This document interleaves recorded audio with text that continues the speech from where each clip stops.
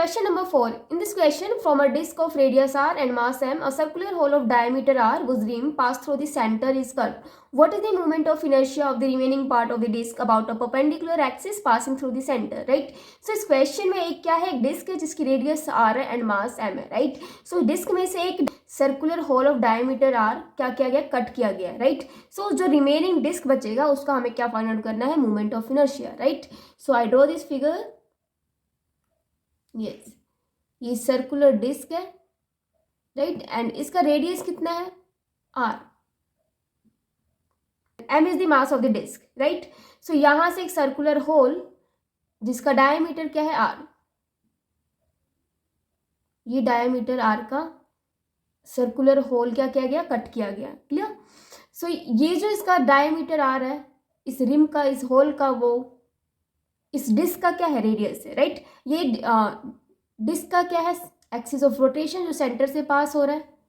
जो circular whole है इसका सेंटर ऑफ मास कहाँ रहेगा, ये. क्लियर. सो देखो यहाँ पे मूवमेंट, यस, ये जो हमारा रिमेनिंग पार्ट बच गया है, इस पार्ट को हमें क्या किया है, सर्कुलर होल को कट कर दिया गया, रिमूव कर दिया इस डिस्क में से. सो कौन सा पार्ट बच गया, रिमेनिंग. यस, तो ये पार्ट हमारा बच गया रिमेनिंग. सो इस रिमेनिंग पार्ट का हमें क्या फाइंड आउट करना है, मोमेंट ऑफ इनर्शिया. इस रिमेनिंग पार्ट का moment of inertia find out करने के लिए इस डिस्क का मोमेंट ऑफ इनर्शिया हमें पता होना चाहिए. Right. So axis of rotation से हमें पता है डिस्क का मोमेंट ऑफ इनर्शिया क्या होता है. राइट. एंड इस सर्कुलर होल का मोमेंट ऑफ इनर्शिया हम फाइंड आउट कर लेंगे पैरेलल थ्योरम अप्लाई करके. क्लियर.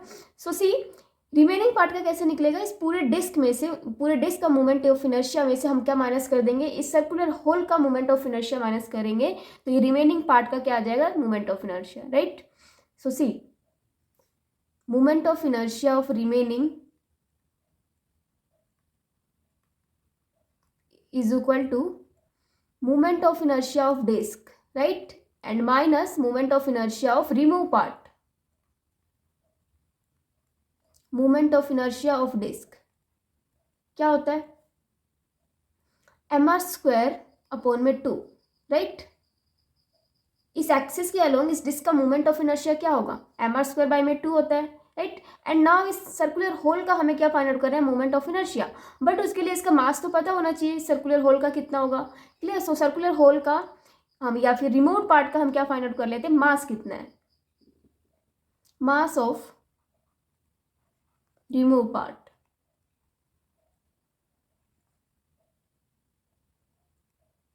क्या हो जाएगा,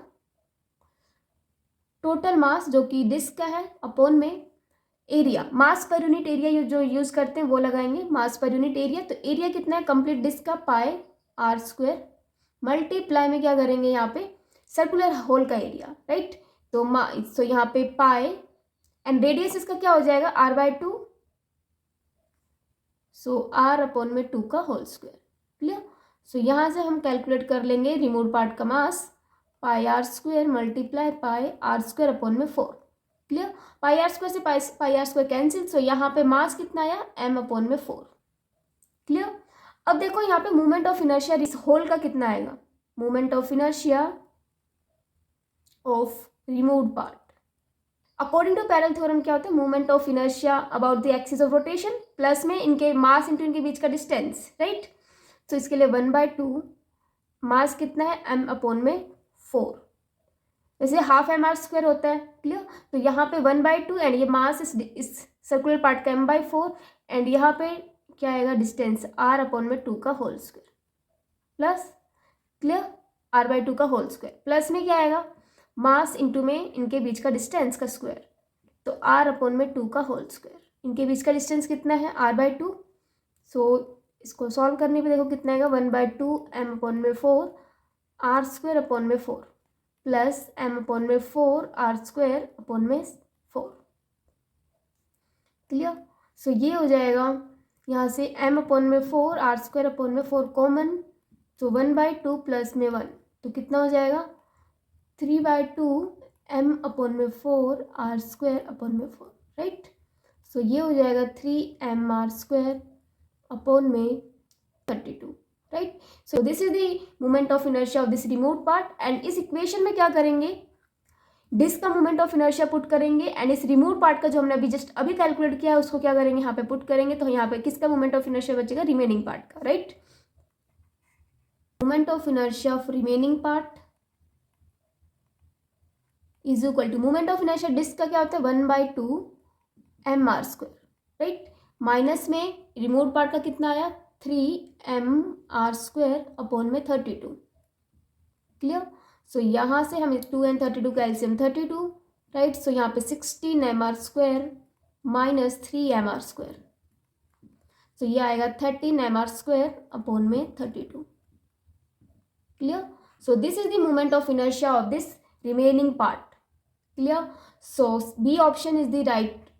सो सबसे पहले क्या करना है, यहाँ पे एक डिस्क लेना है, क्लियर, जिसका रेडियस आर है, मास एम है एंड एक्सिस ऑफ रोटेशन के अबाउट इसका जो मोमेंट ऑफ इनर्शिया डिस्क का होता है 1/2 mr² होता है, क्लियर। एंड इस डिस्क में से एक सर्कुलर होल जिसका डायमीटर आर है उसको क्या किया गया, कट किया गया, इतना पोर्शन कट कर दिया गया है, क्लियर। सो जो रिमेनिंग पोर्शन बच गया डिस्क का उसका हमें moment of inertia find out करना है, क्लियर। सो उसके लिए हमें इस डिस्क का मोमेंट ऑफ इनर्शिया पता होना चाहिए एंड इसका सर्कुलर पार्ट जो हमने कट किया इसका मोमेंट ऑफ इनर्शिया हम फाइंड आउट कर लेंगे पैरेलल थ्योरम अप्लाई करके, क्लियर। सो पैरेलल थ्योरम कैसे अप्लाई करेंगे, मोमेंट ऑफ इनर्शिया इस सर्कुलर पार्ट का एक्सिस के अबाउट कितना होगा, m/4 1/2 मास इंटू में इसके रेडियस का स्क्वायर, क्लियर।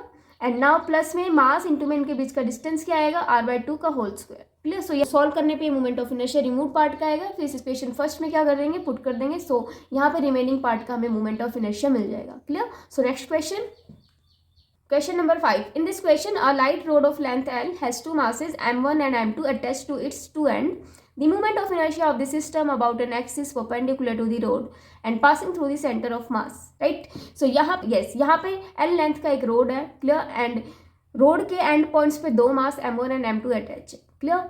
सो वहाँ पे मोमेंट ऑफ इनर्शिया हमें फाइंड आउट करना है उस पूरे सिस्टम का, किसके एक्सिस जो परपेंडिकुलर है इस रोड के। सो उस एक्सिस के अलॉन्ग हमें क्या फाइंड आउट करना है, सिस्टम का moment of inertia. So let's see, suppose there is a rod which has length L, right, and यहाँ पे दो मासेस m1 एंड m2 क्या है, अटैच है, m1 mass and this is the mass m2, clear. And road का centre of मास कहाँ लाई कर रहा है, एक्सिस ऑफ रोटेशन के अबाउट, क्लियर। सो इस सिस्टम का हमें क्या फाइंड आउट करना है, moment of inertia, clear. So suppose करो कि यहाँ पे सेंटर ऑफ मास से जो डिस्टेंस है r1 एंड r2 है,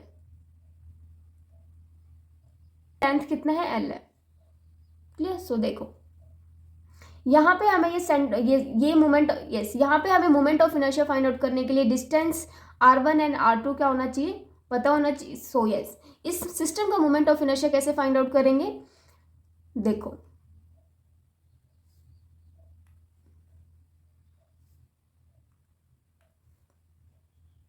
मोमेंट ऑफ इनर्शिया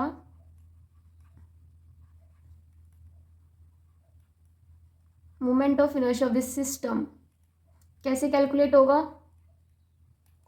m1 इस सेंटर, ये जो सेंटर एक्सिस ऑफ रोटेशन है इसके अबाउट हमें इस सिस्टम का moment of inertia find out करना है। तो मास m1 इंटू में इनके बीच का डिस्टेंस कितना हमने सपोज किया है, इनके बीच का डिस्टेंस कितना सपोज किया, r1, सो r1 का square plus mass m2 and distance कितना है r2, सो r2 का स्क्वायर, राइट। सो ये मोमेंट ऑफ इनर्शिया होगा एंड यहाँ पे r1 एंड r2 की वैल्यू क्या करनी है, फाइंड आउट करके पुट करनी है, क्लियर। सो यहाँ पे देखो position of the centre of mass क्या आएगा, position of the centre of mass of system r1 is equal to, देखो मास m1, पहले इसको मास m1 वाले बॉडी को हम ओरिजिन लेंगे तो इसके लिए डिस्टेंस तो 0 हो जाएगा, 0 प्लस नाउ m2 एंड यहाँ से यहाँ तक का डिस्टेंस कितना है, L, so this is L upon में क्या होगा, sum of the masses m1 plus में m2, सो यहाँ से ये r1 जो आएगा m2L अपॉन में m1 प्लस में m2, क्लियर। नाउ देखो r2 कैसे फाइंड आउट करेंगे, सो r2 के लिए m2 जो ओरिजिन होगा, सो m2, सो इसके लिए डिस्टेंस 0 प्लस m1 एंड इसके लिए डिस्टेंस कितना होगा L अपॉन में sum of the masses, so R2 जो डिस्टेंस आएगा m1L अपॉन में m1 प्लस में m2, राइट। एंड इस इक्वेशन में क्या करते हैं, पुट करते हैं। सो moment of inertia of this system m1 r1 का स्क्वायर, सो r1 कितना है m2L अपॉन में m1 प्लस में m2 का होल स्क्वायर प्लस m2n, तो what will be the r2 m1L upon में m1 प्लस में m2 का होल स्क्वायर, राइट।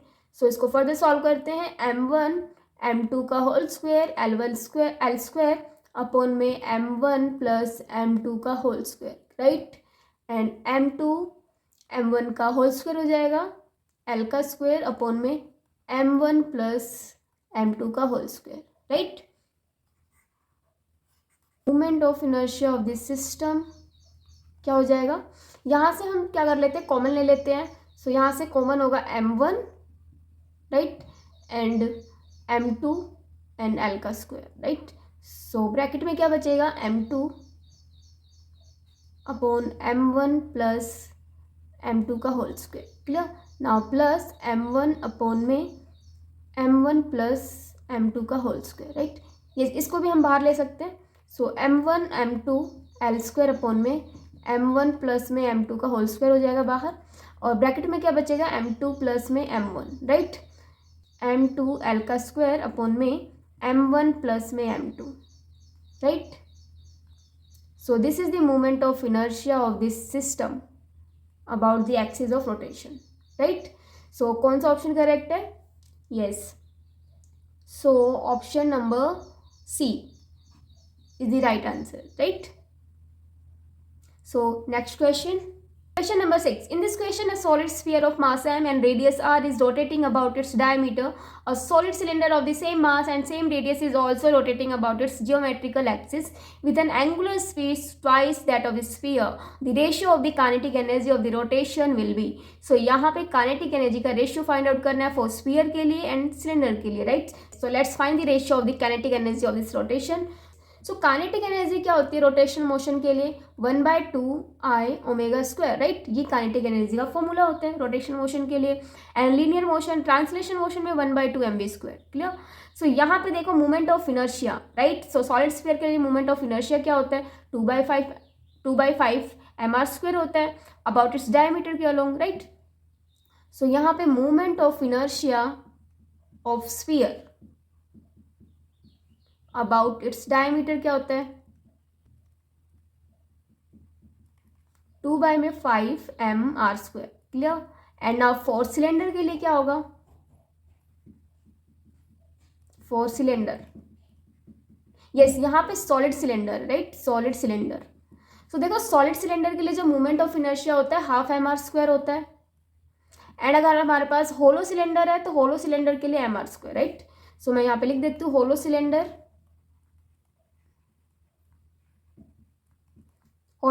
के लिए जो मोमेंट ऑफ इनर्शिया होता है mr स्क्वायर होता है, क्लियर।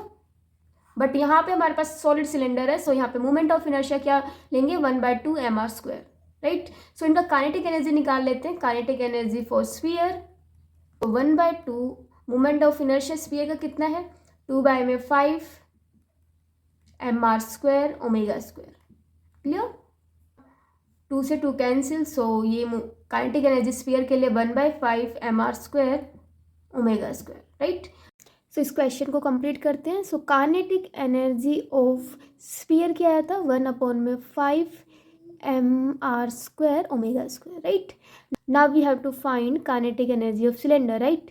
सो 1/2 काइनेटिक एनर्जी क्या होती है, 1/2 I omega square, right. So inertia solid cylinder के लिए क्या होता है, mr स्क्वायर अपॉन में 2। सो एंड यहाँ पे एंगुलर स्पीड जो सिलेंडर का है ट्वाइस है किसे, एंगुलर स्पीड ऑफ स्फीयर। सो यहाँ पे जो एंगुलर स्पीड यूज करेंगे 2 ओमेगा का whole square, right. So this will become 1/2 mr square upon में 2 4 omega square. This will cancel out, so kinetic energy of cylinder क्या आएगा, mr square omega square, clear. Now we have to find ratio of the kinetic energy. So kinetic energy of sphere upon में kinetic energy of cylinder क्या आएगा। So kinetic energy of sphere क्या था, 1/5 mr square omega square. And kinetic energy of cylinder क्या है, mr² ω². So this will cancel out. So ratio क्या है इनकी एनर्जी का, 1:5. Right. This is the ratio of kinetic energy of sphere to the kinetic energy of cylinder. So D option is the right answer.